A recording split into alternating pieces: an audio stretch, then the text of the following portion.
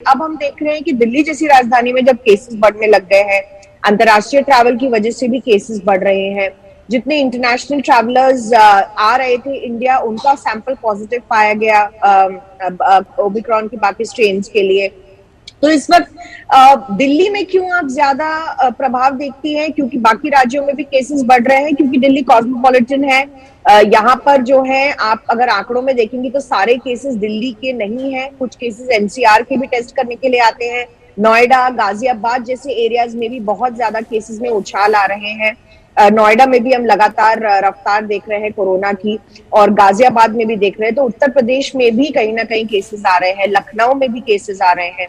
और इसीलिए सरकार ने, अब उत्तर प्रदेश सरकार ने कुछ शहरों में उत्तर प्रदेश के मास्क पहनना अब अनिवार्य कर दिया है। इस पर दोबारा से फाइन लगने की बात कल चर्चा में थी, और कुछ शहर जैसे नोएडा, गाजियाबाद, लखनऊ, ऐसे जो शहर हैं उत्तर प्रदेश के, वहां पर मास्क की अब वापसी हो गई है। लेकिन दिल्ली सरकार की जो बुधवार की जो डीडीएमए की मीटिंग है, उसमें ज्यादा निर्णय लिए जाएंगे।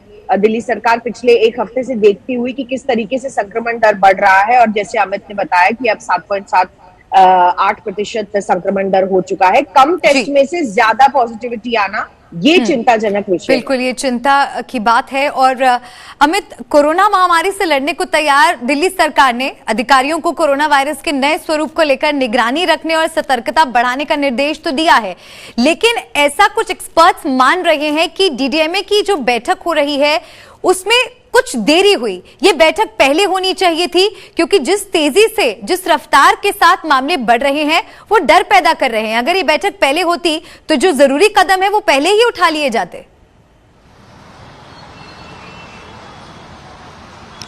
जी मलिका, इनफैक्ट अगर हम ऑफिशियल रिकॉर्ड्स को देखें तो ये जो मीटिंग कल होने वाली है डीडीएमए की, उसमें उसको 2 बार रीशेड्यूल किया गया है। यानी कि 2 बार उसकी तारीख को तय किया गया, समय को तय किया गया, और उसके बाद तारीखों को आगे बढ़ाया गया।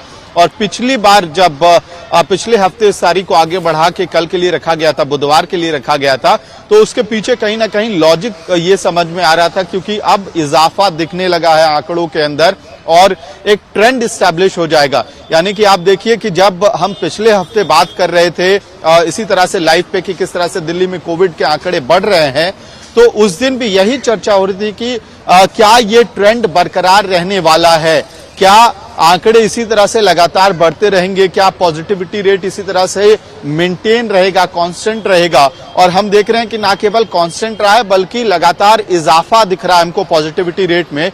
तो कल की बैठक इस हिसाब से अहम भी हो जाती है, और कहीं ना कहीं देरी का सवाल उठेगा, हेल्थ एक्सपर्ट्स वो सवाल उठाएंगे। लेकिन अब अगर हम उसको पॉजिटिव एस्पेक्ट में देखें तो अब जब कल दिल्ली डिजास्टर मैनेजमेंट अथॉरिटी की मीटिंग होगी, जिसमें एलजी से लेकर मुख्यमंत्री और स्वास्थ्य मंत्री जैसे तमाम दिल्ली के जो पावर सर्कल्स और इम्पोर्टेंट लोग हैं दिल्ली के एडमिनिस्ट्रेशन को हैंडल करने के लिए, वो शामिल होंगे, तो उनके पास डेटा होगा, उनके पास आंकड़े होंगे कि आखिर किस तरह से कोविड के केसेस लगातार बढ़ते जा रहे हैं, केस लोड बढ़ता जा रहा है, पॉजिटिविटी रेट में लगातार इजाफा हो रहा है। तो संभवतः ये हो सकता है कि मीटिंग में और गहन चर्चा होगी, सीरियस चर्चा होगी इस पूरे सिचुएशन को लेके, और कहीं ना कहीं कुछ हार्ड डिसीजंस लिए जा सकते हैं। हम देख रहे हैं कि किस तरह से एनसीआर में, गाजियाबाद में खास करके मास्क पहनना अनिवार्य कर दिया गया है, और उसके बिना पुराने जो नियम थे, सख्त नियम, वो लागू कर दिए गए हैं। तो अब जब कल डीडीएमए की मीटिंग होगी तो संभवतः इन तमाम विषयों पे, इन तमाम एस्पेक्ट्स पे चर्चा होगी, और हो सकता है कि कुछ कड़े निर्णय कर लिए जाएं।